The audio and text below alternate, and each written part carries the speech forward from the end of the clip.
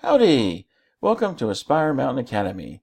I'm Professor Curtis, your instructor for this course in Introductory Statistics.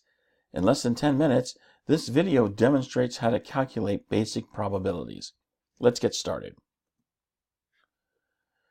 There's basically three ways to calculate probabilities according to your author. There's really not a whole lot of difference between them, so I don't know why we're actually separating these out, but I'll explain to you what's in your textbook, and then I'll go into giving you a simplified method that makes calculating probability very easy. So first, your author goes into talking about relative frequency approximation. And this basically means that you conduct a procedure or you're observing it happen, and then you count the number of times for the event that you're looking to calculate the probability for, and then based on those results, you calculate the probability by taking the number of times your event occurred and dividing it by the number of times the procedure was repeated. The other way to look at this is what's called the classical approach to probability. And essentially, you assuming that you've got so many different simple events, and that's represented by the lowercase letter n, and then each of those simple events has an equal chance of occurring. So you're assuming that you have equally likely outcomes.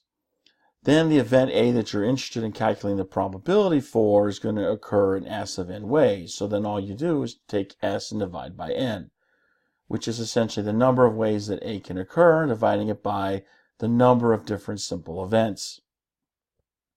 Then you can calculate probability subjectively. And essentially all you're doing here is you're basically estimating using the knowledge of the event A from relative circumstances. Really, there's not a whole lot of difference between these calculation methods. What I'm going to share with you right now is the proof of that. So this is what I call Doc's simplified approach. Basically, to calculate the probability that event A occurs, you're taking the part that is A and dividing it by the total number. So this is what I call the part over the whole. You're taking the part that is A and dividing it by the whole number of which A is a part. Let's illustrate how this works by looking at an example. Supposing that we've got 3 children that are going to be born on the same day. What's the probability that all 3 of those children will have the same gender? Well, first, let's look at our sample space. What iterations are possible? What are the possible combinations of 3 births that we could have?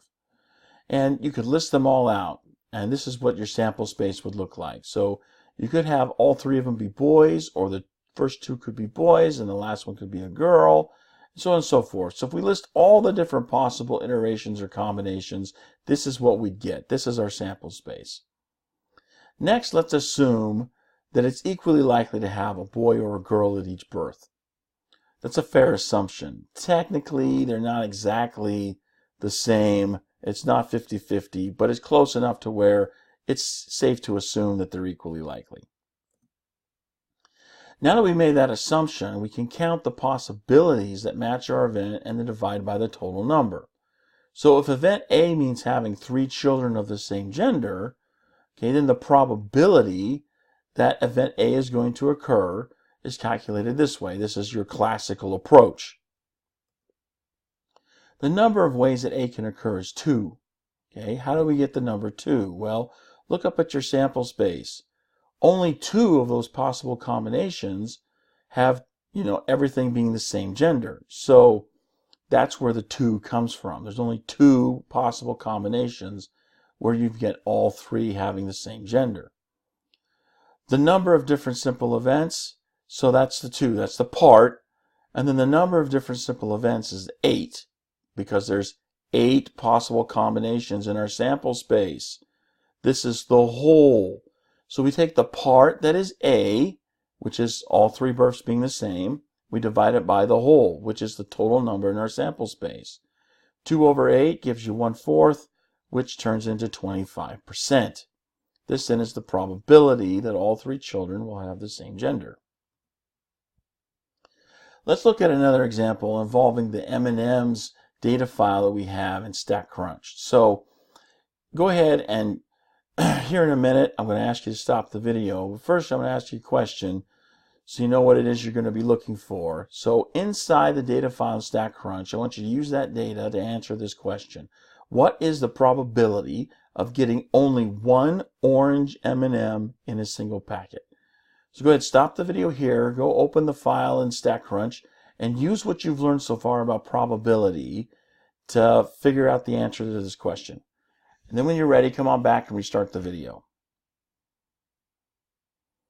Okay, let's see how you did. So if you sort the data there in StatCrunch, it actually becomes easier for you to calculate your probability. We're looking for the probability of getting only one orange M&M in a single packet. So the part that we're looking for are the ones. So how many ones do we have? You count them up, divide by the total, and that gives you your probability. So the part here is 11, the whole here is 15. Here's where those numbers come from. Okay, you're counting up the total number of ones.